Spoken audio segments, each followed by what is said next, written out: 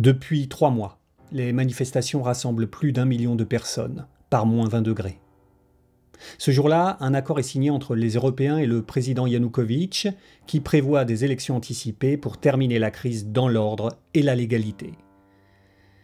Mais à la surprise générale, Yanukovych disparaît dans la nuit. Le Kremlin dénonce un coup d'État. Sans Yanukovych, plus question de transmettre le pouvoir légalement.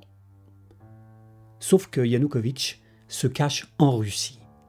L'homme qui a organisé sa fuite s'appelle Igor Girkin, colonel du GRU, le renseignement militaire russe.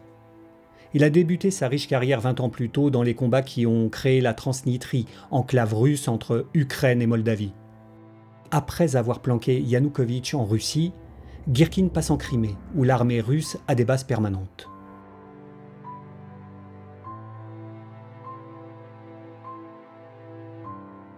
Valery Aksionov, le chef de Girkin en Transnistrie, est le père de Sergueï Aksionov, que Girkin nomme Premier ministre de Crimée dans un parlement occupé par l'armée russe.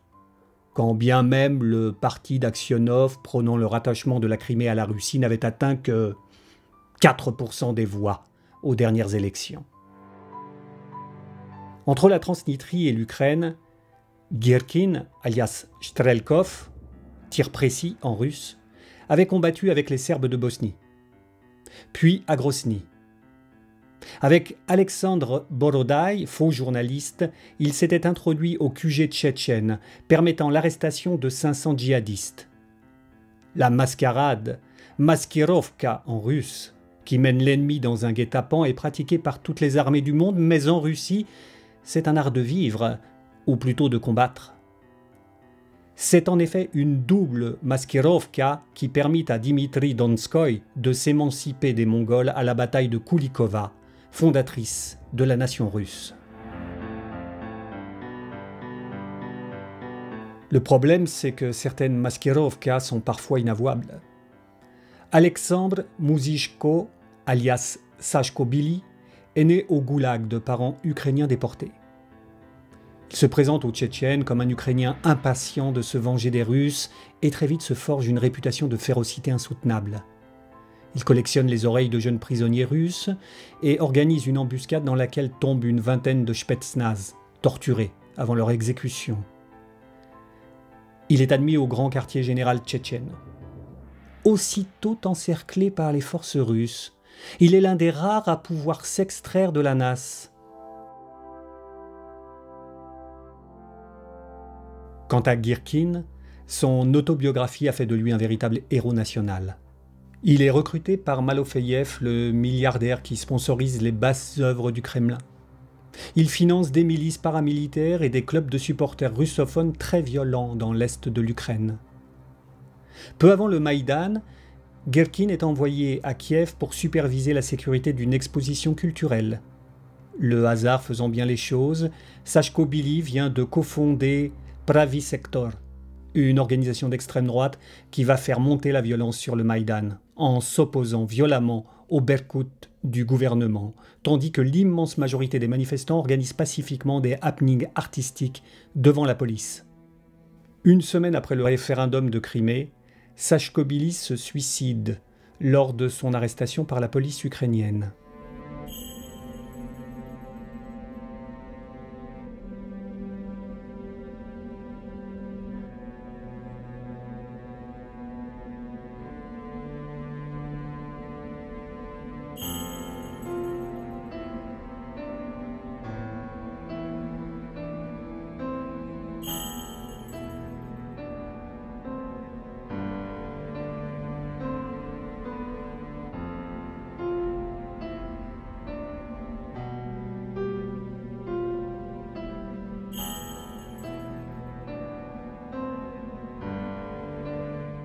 Selon d'anciens officiers du KGB, toute l'affaire ukrainienne aurait été manigancée par Malofeyev avec le Kremlin, qui cherchait un prétexte pour récupérer la Crimée et son port en eau profonde de Sébastopol. D'ailleurs, pour Girkin, c'est toute l'Ukraine qui doit redevenir russe. Sauf que les patriotes ukrainiens n'ont pas l'air d'en avoir envie.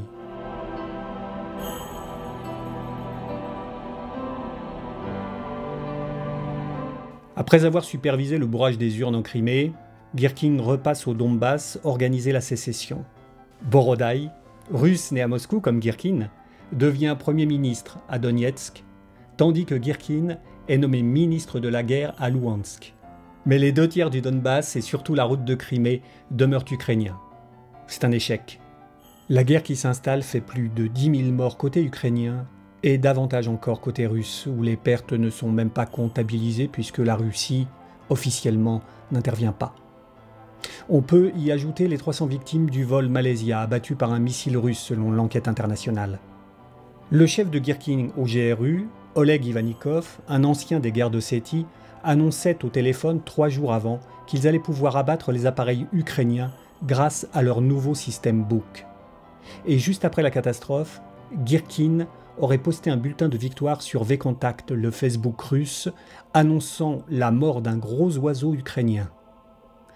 Le lendemain, il fut rappelé en Russie et mis à la retraite.